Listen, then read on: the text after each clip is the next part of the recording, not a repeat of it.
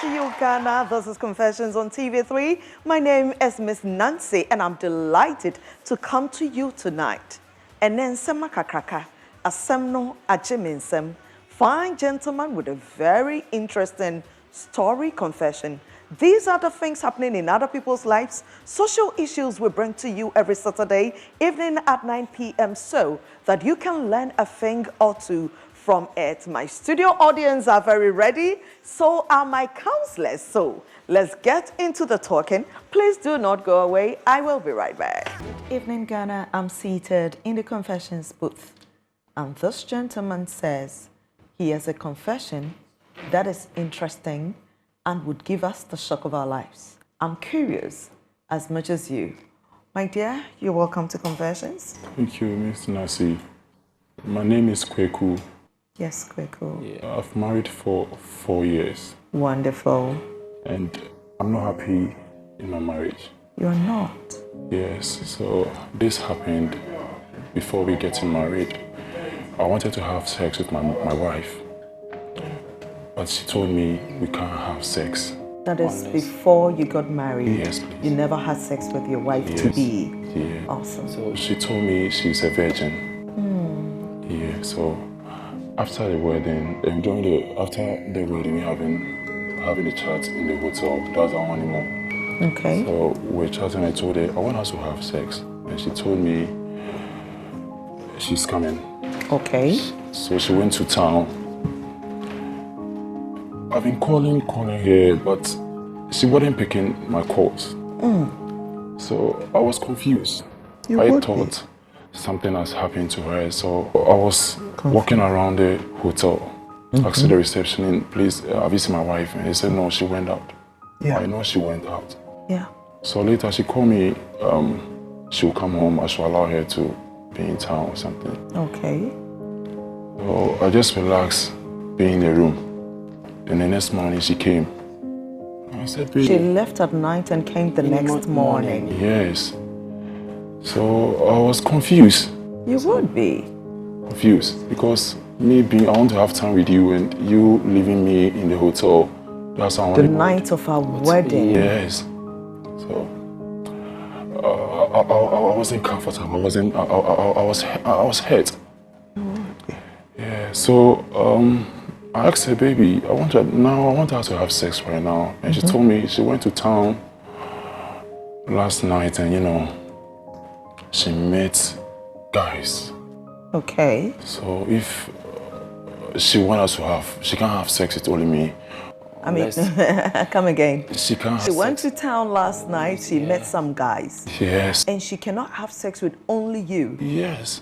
So, what does that mean? Meaning threesome. So she really enjoyed 3 guys having sex. 3 human beings, men, having sex with her. With her. At what time? At one time. That's a fantasy she wants to try for once in her life, or? I don't know. Tell me what happened. I don't know. So she told me when he went to town, she was with a couple of guys and they have their contact. So if I only have sex with her, unless she called the guys to join, that will make her feel comfortable and feel free and enjoy the sex. Wow. Yeah, so this has really happened several occasions. And you actually call the guys in? Miss Nancy, I love her so much, so I need to do something that will make her feel, happy. So you did it? I did it. And right now, we have 2 kids. Yes. I don't know whether I'm their father. So was that the first and the only time, or this has been continuing? This has been continuing. Anytime you have to be with your wife, yes, you need to call in 3 other men to help you service your own wife. Yes. Oh, we have our stories upon stories.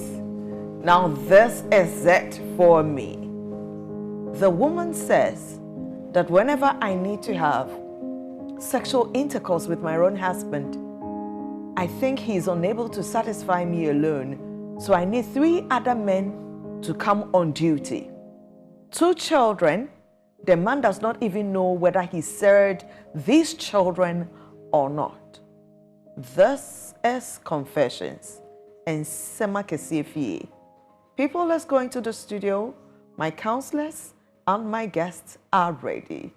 Let's see what we can do to help this gentleman who's been inviting other men into his marriage bed because his wife wills it.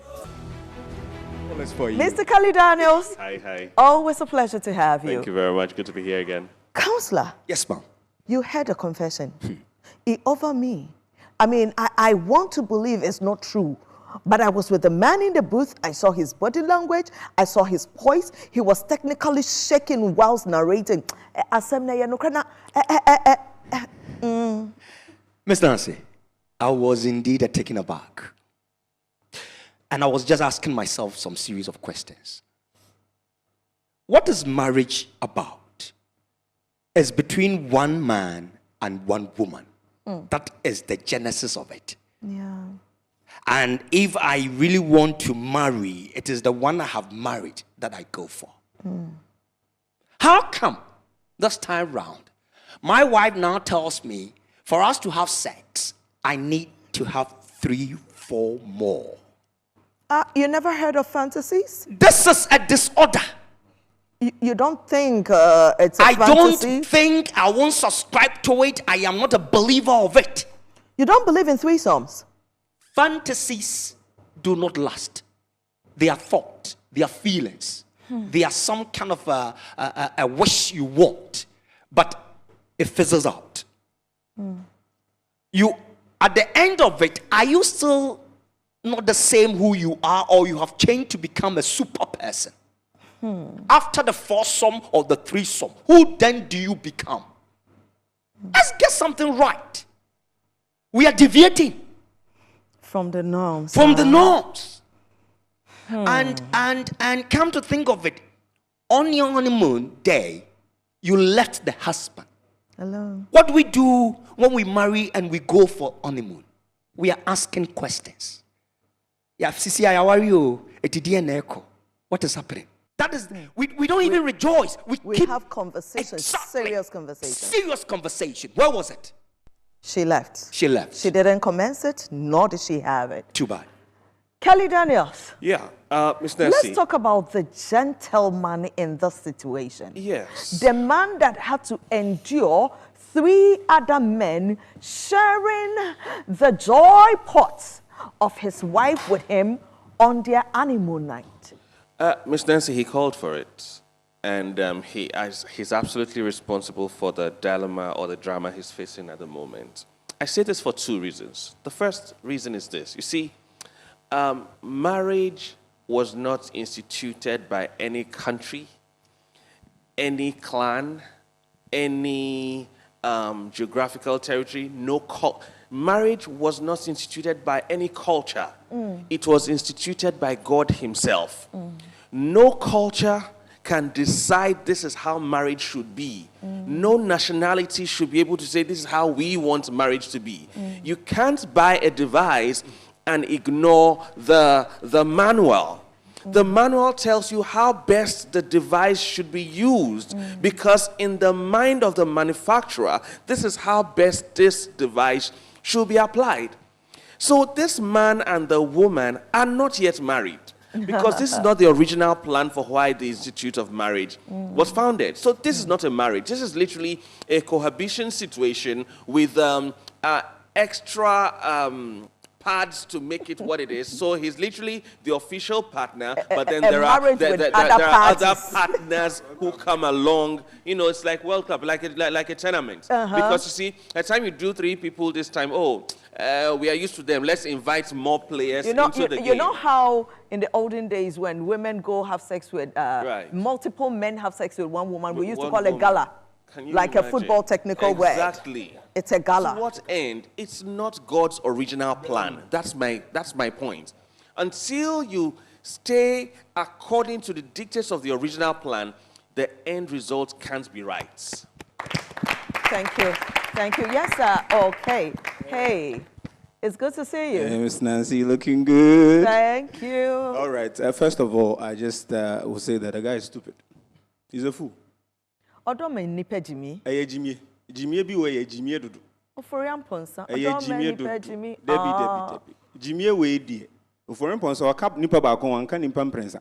Oh yeah. The first night on your honeymoon when the lady said, I can only have an orgasm with multiple people. The one on a divorce in Jezeba. Because it is a sexual preference. Yeah. And it cannot satisfy an insatiable appetite. Yeah. Oba also open impairment for no, I would then obey me. I am satisfied. No, I say this on a point. May Kai back from where I come from, Cape Coast. Shout out to all the estate people. There are girls who are hawkers. Yeah. They come and sell onions and the like. But I tell you, the boys in the area they started doing gala with the girls. 4, 5. Ubeti case, you know, say, hey, Charlie boys, no much girl be. You'll be amazed that when they realize there's a girl in their gala beacon, the boys will come out from the woodwork. Everybody wants to get to where the venue is. Yes. So you can well imagine. The problem is, I always say this, sometimes the ladies too depends on where they had the orgasm. I'm no counselor. Some enjoy it on the washing machine, others enjoy the threesomes and the 4 times. So the first experience of a lady's orgasm counts. It counts. I know some ladies with all the glass of champagne. They can't. They don't get ice, a big or pepper. I've heard cases where they add chili to it before she gets orgasm. That's not true. Oh, it's true. That's not true. She told me. Somebody told me. I decided not to make it true, my dear, on this show. My God. The suggestions that are coming, listen, we need a professional to help us have this conversation. And I'm delighted to bring on board, for the first time, Dr. Mausi Asafo. He is a clinical psychologist at Kolebu and at the Calm Center. Ladies and gentlemen, he's a man I have experienced myself, and we couldn't have asked for a better resource person for this very, very crazy confession. Let us show him some love. You're welcome for the first time on Confessions. Thank you so much, Miss Nancy. I'm happy to be here. Such a delight to see you. Thank you. Man, did you hear the confession? Yes, I did. It was very interesting. Very, very interesting confession. Now, is this normal? Are we safe? Is this, can we conclude that somebody is not well up there? Okay, let me issue a disclaimer before I start. See, for us professionals, we like to do a lot of it depends. Okay. So I will start by saying it depends. It's a technical statement. If you look at, I was listening to the counselors' valid points they make. And if you look at the context, the cultural context, in an African perspective, this is frowned upon in every size, in any dimension, however you look at it. You can't accept it. But if you look at it from a worldwide perspective, like Europe, America, these are very normal. They seem to be very normal sexual practices. Okay, so I'm going to isolate the marriage from the sex and talk about the sex. Before then, I give my own opinion on it from a marital perspective. Now, this is what a terminology that we normally call swinging. Okay, usually happens with women. So, or in married people, they swing around, so they change partners. So I'm married to you. You are married to me. Counselor is married to Esther. And then we meet and then we swing. decide that this week, Counselor should have me because I am big. They swing. And then you would prefer Esther because she is slender. Perfectly. And when you are done, you come back home. It's called wife swinging. Wife swinging. Now, you'll be interested to know that in a lot of... Wait, so it's not cheating? They don't consider it so. Once everybody is consented, and that's why I kept saying that from a professional and social perspective, even if we talk about disorder, we want to be sure that it's causing some form of impairment or it's causing a problem to someone. So if the partners are okay with it, from that perspective, it's not a problem. Okay. And that is me putting my own values aside. Yes. Because with my personal values, I would say never. You want to swing your wife, your pretty wife? No. You'll be interested to know that there being a number of surveys done. And then you see that when people Google porn sites, okay, one of the things they are Googling a lot is 2-on-1, either male or female. So you'll be interested to know that a great majority of people actually prefer such fantasies. So it's not as if it is new. It's something that exists, and they have, I mean, the porn industry tells you, because they make a lot of such videos, because it means that it sells and people have an attention for it. Now, when you look at sex as an act, we have 3 stages, the before, the during, and the after. Okay? Now, we would look at every disorder in the perspective of either before, during or after. So this would have to do with the desire phase, which is possible because you can all, we can all get conditioned to certain things. So that without the presence of those things, it's difficult to have a desire. So if a glass of champagne does it for you, is that, that's my desire? So the problem now becomes, if the glass of champagne isn't there, then what? I don't get the big Then that's a problem. Because naturally, you're supposed to be able to do these things without any aid. So if you have to put in an aid, it's becoming a problem. So if it's not there, we have a problem. So if I want to look at it in that context, then perhaps I'd say that the wife has been conditioned to have desire. So it might not actually be orgasm, but the desire, the arousal only starts because she can see 2 other people. More men craving for her. For whatever reason. See, there's a funny story about an ancient psychologist who said men have wet dreams because they actually want to have sex. Yes. Unfortunately, societal conventions won't allow them. So what do? They take it to their dreams. Because when you're dreaming, your subconscious mind has nothing to do with the laws of society. Now, in the same way, you know it's fairly common to hear women also say, I had a dream, and there were 2 men I was interacting with at the time. And he would explain it as, it means that is your actual desire. But society won't let you, so what do? You can only dream it. There. Now, one of my guests made reference to the fact of her first sexual experience or her first orgasmic experience. Do you think that could have informed, or with or without multiple sexual partners on her first time, she can still develop this craving? I think the reality is not about the first time. People have enjoyed sex even though they haven't climaxed or had an ejaculation or an orgasm, because the process of sex in itself is pleasurable. So it doesn't really matter whether there was an orgasm or not. It has to do with consistently pairing. Okay, for example, there are lots of men currently who are struggling with getting an erection without watching porn. That in itself is also a problem. So at the arousal phase or the desire... I mean, when the person has a woman right by him... It doesn't matter. A naked woman showing everything that is desirable... No, they have to watch the porn to get in the mood before they can actually do what they have to do. Goodness. And that is because they've done this so much that the human brain has now normalized that as the normal act or the normal spark of the engine. Exactly. The energy. That's what's happening. Like, and we are struggling with lots of men, like in our clinic, who are taking alcohol and drugs as ways of... So it's not that they can't have it, but once they have the drug, then there's a desire to have sex. Oh, wow. Without the drug, they feel they will not be able to. So they get performance anxiety, which just reduces the edge to want to engage. So there's a whole biological and neuropsychological dimension to all this that he describes. And that's why I say I'd like to isolate the sex before I go into what it means for a marriage. People versus Confessions on TV3. And tonight is a good educative conversation that you need to stay glued to. I will be right back. Please don't go away.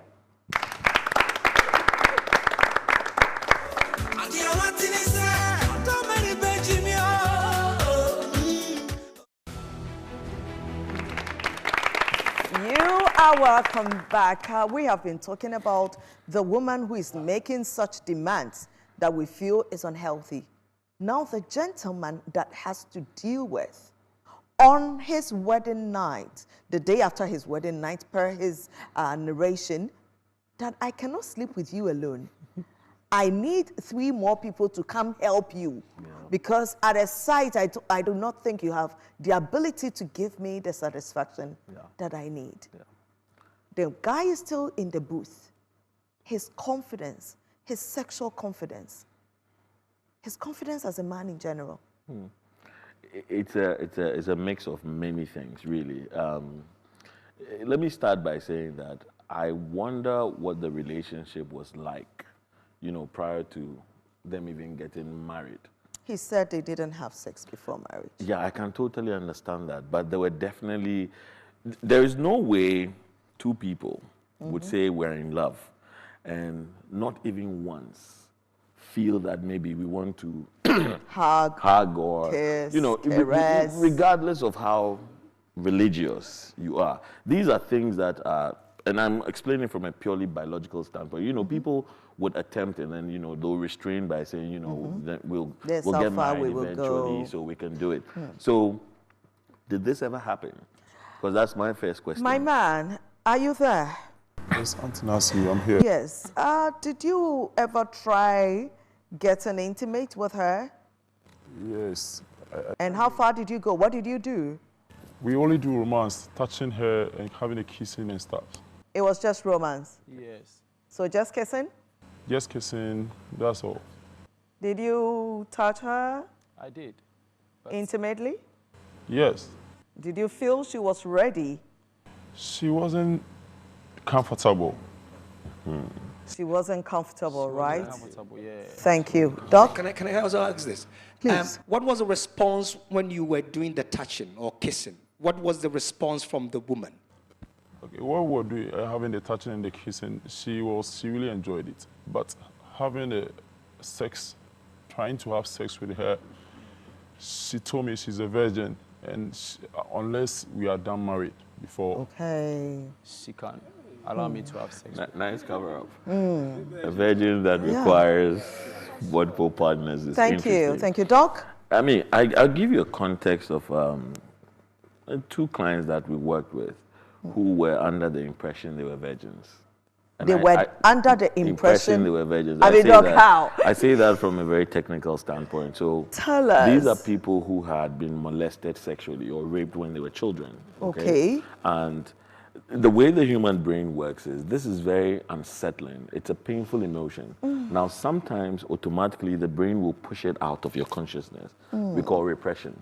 So because you've forgotten that traumatic event, they lived saying they were virgins. And in fact, if they took a lie test, it would say it is true. It's true that they were virgins. Only for it to resurface on the nuptial night. Chairman has paid, say, oh, let's do something. And one of them bit off the husband's ear.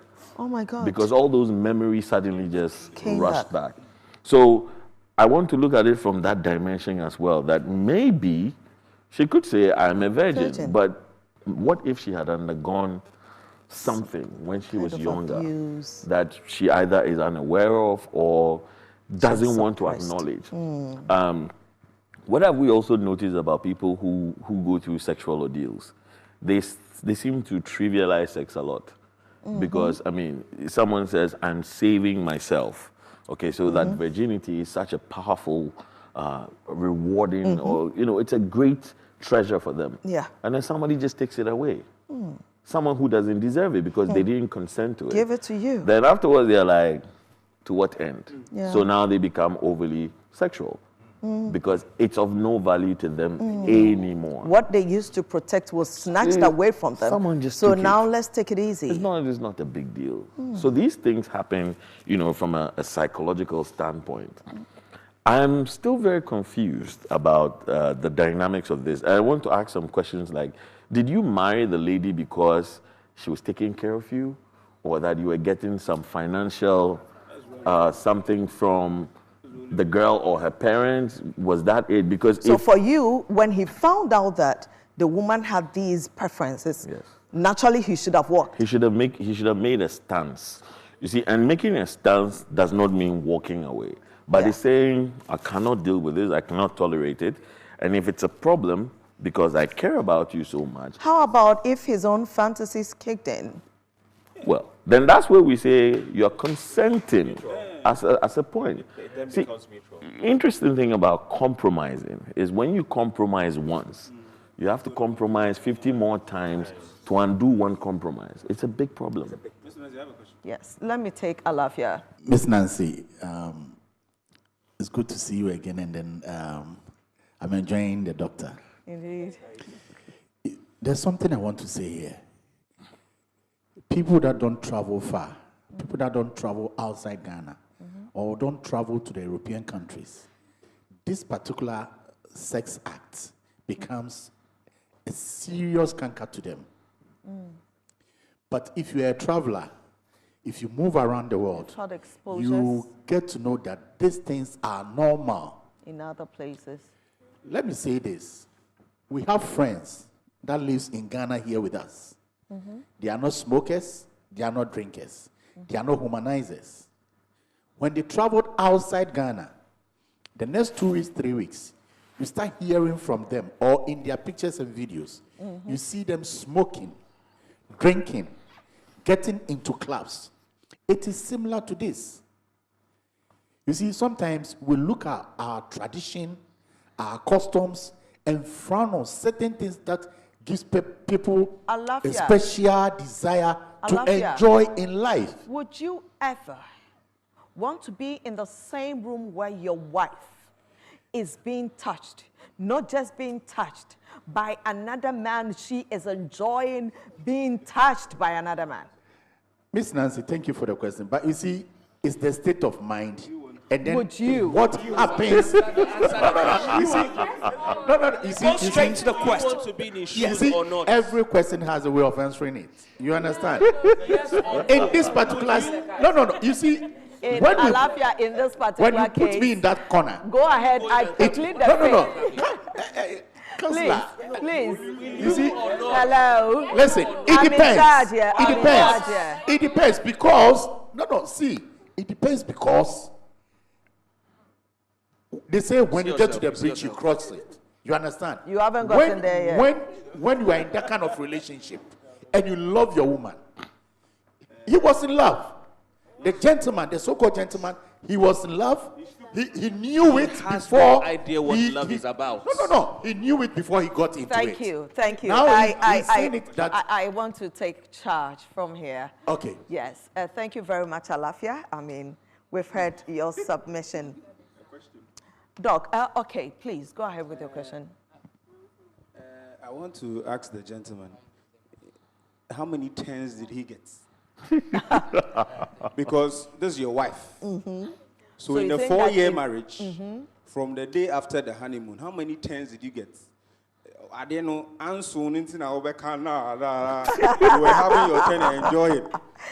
I want to know. Mr. Man, like during these sessions or intercourses, were you getting majority, like 60 and sharing the 40 amongst the others? Or you were like splitting it all equally? Did you feel like the husband? Were you in charge? No. Was he expecting that the lady would change within some time? I want to ask him. Good question. Was he expecting that for so some time? After your first experience, he's asking if you were expecting that those would be just a fantasy and a phase and it'll pass and you go back to the norm of being just one man, one woman? No. Which means, because one thing is that Ashawa Nibi Oma complimentary card is not ready to change. That is it. And so far as you were not expecting her to change, then it means you've accepted it. So you shouldn't even come here to confess. You should just take it like that.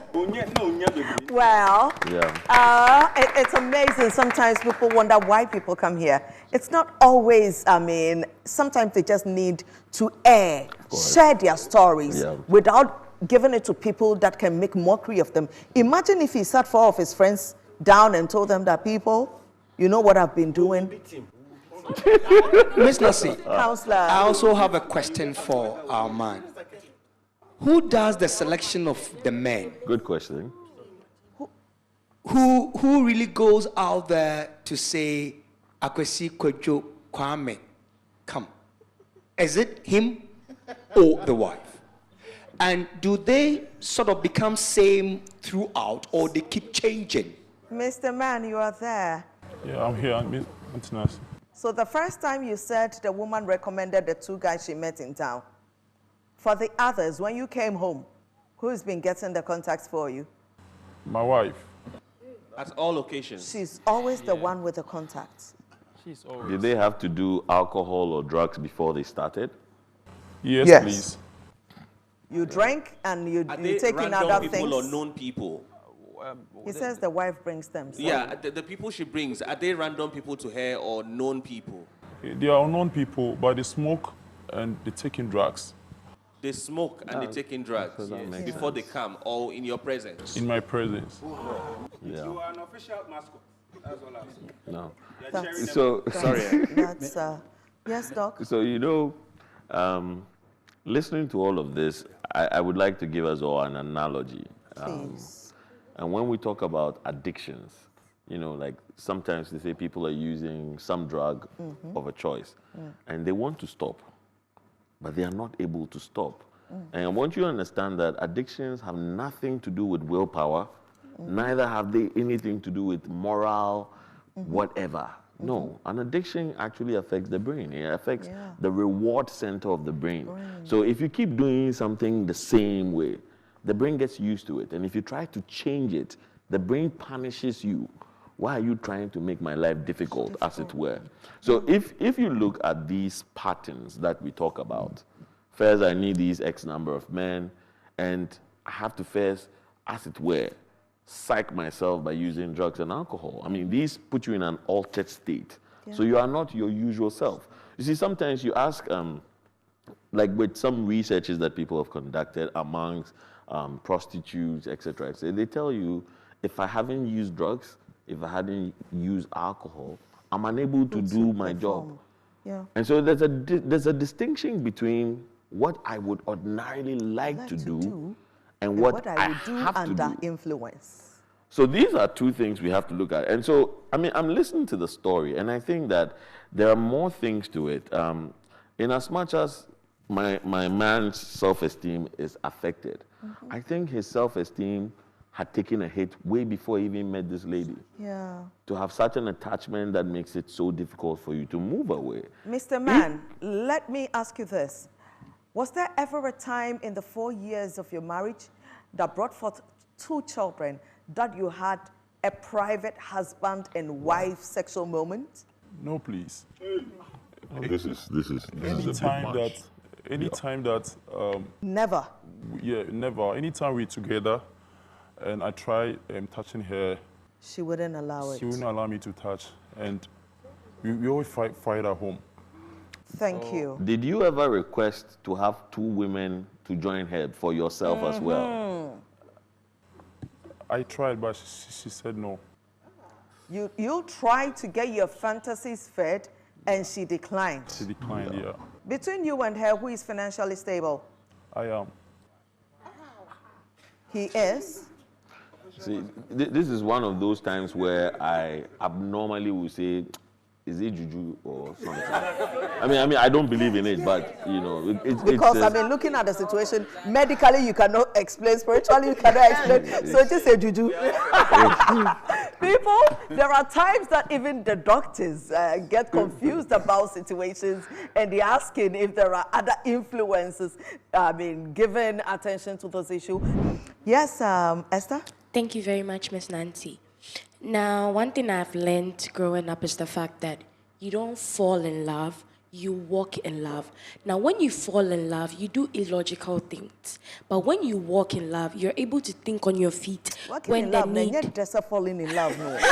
When the need arises. You know, he kept, when he was confessing, he made mention of the fact that I love my wife. So when she told me, I went in for it. That's fine, because maybe he'd think it might change over the years, but then it didn't. Now, one thing about marriage too is the fact that you do not compromise, you sacrifice. So when you started feeling uncomfortable, you sit her down and talk to her. There's nothing wrong with communication. You guys are supposed to consent to certain things you do. So when you're uncomfortable, why are you compromising? Now, the kids too, what would they do when they grow up and then they're like, okay, this is the daddy I've been living with, and then all of a sudden they find out that he is not my daddy because of my mommy's problem. Like, certain things can be avoided when we communicate. Certain things can be avoided when we stop, like taking things we are not supposed to take in. So he could have avoided this if he had sat down to see, I'm not comfortable, but he didn't. Thank you. Now, Kelly, definitely doctor is going to take him on as a client. Right. He says he's doing a pro bono for us. Can we clap for him? Thank you, doctor. Thank you.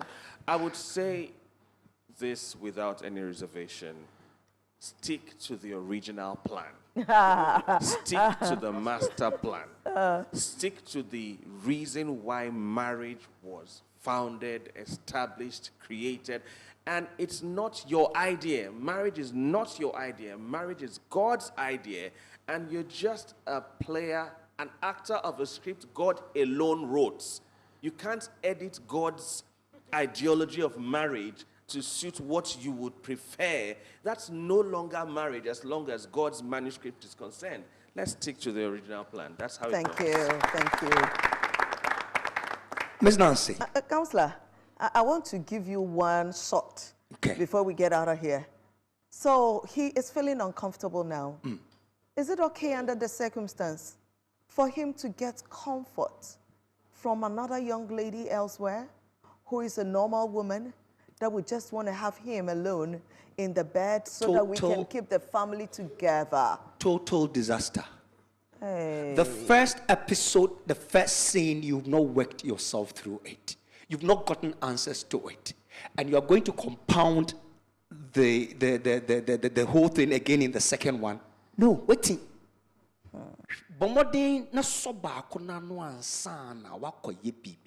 Because you are still carrying the old into the new, which will not help. If you want to but I want to tell him that the decision to stop starts from him. Okay. He should be able to search the inner core, inner thought of who he is, and then come to the realization that I went in to marry this woman. So he ought to set some kind of a barrier that I have condoned with this very act all these while. We ain't going to do this anymore. If you want it, it will not happen. Agreed? Let's stick to it. And then you get a certain buy-in to your wife that, look, doing what we're doing in future, what are we going to tell the two kids? Who is a father? And that secret will kill them. So this guy should really rise up and face reality and man up and make sure that you can kill this very thing. Don't go look for side issue and think that I can clamor it or garnish it. A way out. It won't work. Doc, was it a bad idea? So bad? I mean, this is what we call maladaptive coping. It does the job, but it's not permanent. It's like having an emotional problem and drinking alcohol. The alcohol wears out, the problem is still there. So it's a maladaptive coping. But I must commend him for taking that first step to talk about it. Like we say, I mean, I'm considering this relationship as an abusive relationship. It is. And when we deal with abuse, all we say is first thing you have to talk about it. So once he started talking, he's going to get a lot of voices saying, I mean, this doesn't make sense, this doesn't make sense. But regardless, it's important for us to make him understand that it's not a weakness. It's not a weakness. If you condemn people in that sense, sometimes they just lose the steam of having to do what they need to do. We should take a more embracing approach and saying, yeah, I can understand that you're going through a lot, but we want to help you. We think this is the approach. Don't impose. You see, a thing about convincing people is throwing the idea and letting it simmer. If you try to push the idea, many people will reject it. But if you give people the choice, it makes it even more difficult. And he is at a place where he says, okay, I don't know what's going on. And like you said, he's got to set a boundary. Now, setting a boundary can mean two things. And whenever we do like relationship counseling, we say, look, either we get you guys to stick together, make it work, or we get you guys to part your ways and go. Either ways is a win. Because if you're starting to feel uncomfortable because you have to engage in this act consistently and it's wearing you out, if you leave, there'll be pain. But after a while, you'll be better. If you're able to curb it equally, you have won. So it's a double win for us in this sense. So either ways, it's a win. But The message to all of us is people can have these fantasies not because they want them, but we are exposed to too many things today. What are the things that are causing these problems? Pornography, big deal. It's sort of confusing lots of people, and especially at the age of onset, in the teen ages, where the brain hasn't developed what we call self-regulation. If you're watching porn a lot, what it starts to do is that it skews your ability to control and makes you feel that that is the appropriate way to do it. So you are getting unreasonable expectations about what it's supposed to be. But once you start pairing things together, I drink small alcohol and have sex, before long it becomes a conditioning. You will need it to function. I have to do this before I do that. So we should be cautious in these kinds of things, as it can lead to many situations that we're unable to understand. The other side is because the brain learns, everything that is learned can be unlearned equally. It's just about giving it the necessary requirements or boosters to allow it to unlearn. So I won't say I'm going to treat. Treating makes it sound like a pathology, but I'm going to help to enable the person to find a better way of coping and also unlearning these patterns of behavior. Tonight, if you learned nothing at all, you would understand that whatever it is that you're going through, whatever challenges, whatever abuses, whatever things you know you are doing that are not normal, there is a man out there at Kolebu who would be able to give you the help that you need. I learned a thing or two, and I'm sure you did. Same time next week, I come to you again with another episode of Confessions. My name is Miss Nancy, and I love you. And you all.